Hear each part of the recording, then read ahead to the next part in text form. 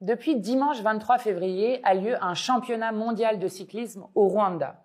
Ce Tour du Rwanda se fait à la fois avec le régime de Kagame, le président du Rwanda, en lien avec plusieurs marques et institutions comme le PSG, l'Arsenal, le Bayern ou encore la NBA ou l'Union cycliste internationale. Alors pourquoi je vous parle de ce Tour du Rwanda qui devrait être un événement festif? Parce que Kagame l'utilise pour laver l'image de son régime et de ses exactions en République démocratique du Congo. Parce que le Rwanda est en train de faire des violations du droit international très graves en République démocratique du Congo. Le M23, qui est une milice directement soutenue par le Rwanda, continue d'avancer dans l'est de la République démocratique du Congo. Ils ont déjà pris la ville de Goma, 800 000 habitants, la ville de Bukavu avec 1,2 million d'habitants et ils continuent d'avancer au nord et au sud Kivu, menaçant directement 3 millions d'habitants dans les villes limitrophes. Avec, depuis vendredi, le Conseil de sécurité de l'ONU qui a condamné le Rwanda en lui demandant le retrait immédiat et sans condition de ses troupes en République démocratique du Congo.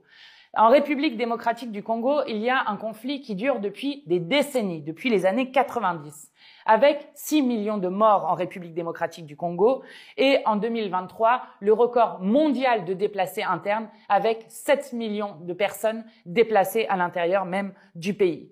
Les rapports qui ont été faits notamment par l'ONU parlent de crimes de guerre, de crimes contre l'humanité, de viols et de violences sexuelles de masse, de torture et même de disparitions forcées. Nous avons, nous, réussi au Parlement européen à faire voter à la quasi-unanimité une résolution qui était initiée par les Insoumis et le groupe de la gauche européenne, votée le 11 février, qui exigeait le gel de l'aide budgétaire et militaire au Rwanda, la suspension de l'accord entre l'Union européenne et le Rwanda sur les minerais de 2024 tant que les troupes ne s'étaient pas retirées et que les droits humains n'étaient pas respectés, qui exigeait l'annulation de ce championnat de cyclisme dont je vous parlais et enfin qui demandait un soutien aux négociations de paix et à la mission des Nations Unies. En octobre dernier, c'est Jean-Luc Mélenchon, Nadège Amomangoli, Arnaud Le Gall et Carlos Martins Bilongo qui s'étaient rendus dans le pays afin d'alerter sur la situation. Il faut maintenant des actes. Nous exigeons que la France déclare un embargo sur les exportations de minerais. Nous exigeons un soutien à l'armée régulière congolaise et une saisine de l'Organisation internationale de la francophonie qui est aujourd'hui dirigée par une ancienne ministre de Kagame. Il ne faut pas laisser Kagame, avec ce championnat mondial de cyclisme, laver ainsi son régime des exactions qui sont toujours commises en violation totale du droit international. Partagez cette vidéo pour continuer à porter de la voix de la paix et du droit international. Bonjour, Mbote Jambo. Il y a plus de 2 ans, j'ai attiré l'attention sur la situation à l'est du Congo auprès de mes collègues dans la Chambre des communes. Depuis, j'ai travaillé sans relâche en écoutant et en discutant avec la communauté congolaise au Canada. Grâce à nos efforts, mes chers amis, aujourd'hui, notre gouvernement a déclaré qu'en raison des actions du Rwanda dans l'est de la RDC, le gouvernement du Canada a pris les décisions suivantes. Suspendre la délivrance de licences pour l'exportation de marchandises et de technologies contrôlées vers le Rwanda. Suspendre les nouvelles activités commerciales de gouvernement à gouvernement avec le Rwanda, ainsi que le soutien proactif aux activités de développement commercial du secteur privé, y compris les missions commerciales. Revoir la participation du gouvernement du Canada aux événements internationaux organisés au Rwanda, ainsi que les propositions rwandaises pour l'organisation de futurs événements. Ainsi, je suis fière que le Canada a décidé de se tenir fermement à côté de ce qui est juste en soutenant la paix et le peuple de la RDC, dans l'espoir de mettre fin aux atrocités dans l'est du Congo. Mon cœur est avec vous. Merci beaucoup.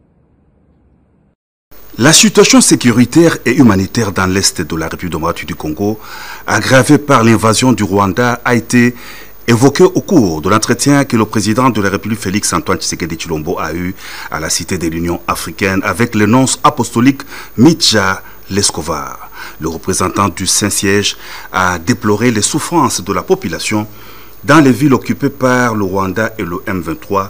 Selon Monseigneur Omitja, la solution durable à cette situation pourra être trouvée au niveau régional avec les processus de Luanda et de Nairobi. Il a aussi salué le succès diplomatique actuel de la RDC au niveau international. En séjour à Kinshasa, le procureur général de la Cour pénale internationale a été reçu à la Cité de l'Union africaine par le président de la République Félix Antoine Tshisekedi Tshilombo. Karim Khan a indiqué que la CPI est activement impliquée dans une situation en République démocratique du Congo depuis 2004. La population de la République démocratique du Congo a droit à la loi, à la protection et à la justice, a indiqué le procureur général. Il a rappelé avoir signé un protocole d'accord en RDC en 2023, précisant que le président de la République a accepté qu'une conférence internationale sur la paix, la sécurité et la justice se tienne au mois d'avril prochain à Kinshasa. Cette conférence sera chargée d'examiner les causes de l'instabilité que subit la population dans la partie orientale, a précisé le professeur Taylor Lubanga, chargé des suivis de la coopération RDC-CPI.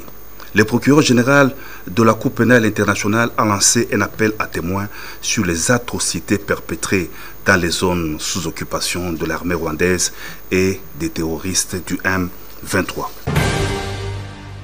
Le président de la République, Félix Antoine Tshisekedi Tshilombo, a eu des entretiens au cours de la semaine avec le secrétaire général adjoint des Nations Unies chargé des opérations de maintien de la paix, Jean-Pierre Lacroix, qu'accompagnait la représentante spéciale du secrétaire général de l'ONU et chef de la MONUSCO, Bintou Keïta.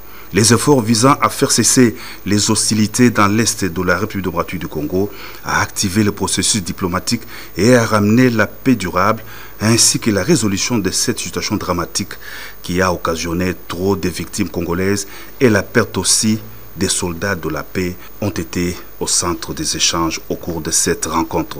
Face à cette situation, le haut fonctionnaire des Nations Unies s'est réjoui de l'adoption à l'unanimité de la résolution 2773 du Conseil de sécurité des Nations Unies, qui est une plateforme sur base de laquelle on devra travailler et qui renferme des messages importants relatifs au respect de l'intégrité territoriale de la RDC, à la nécessité de cessation des hostilités et la mise en œuvre des engagements pris dans le cadre des processus diplomatiques de Luanda et de Nairobi, a indiqué le secrétaire général adjoint des Nations Unies. Le vendredi, à la Cité de l'Union africaine, le chef de l'État, Félix Antoine Tshisekedi Tshilombo, a présidé la 33e réunion du Conseil des ministres. L'évaluation de la situation sécuritaire et humanitaire dans l'Est de la RDC et de la situation épidémiologique au pays, l'évolution de la situation récente sur le marché d'échange ainsi que celui de biens et services figuraient parmi les principaux points inscrits à l'ordre du jour de la réunion du Conseil des ministres.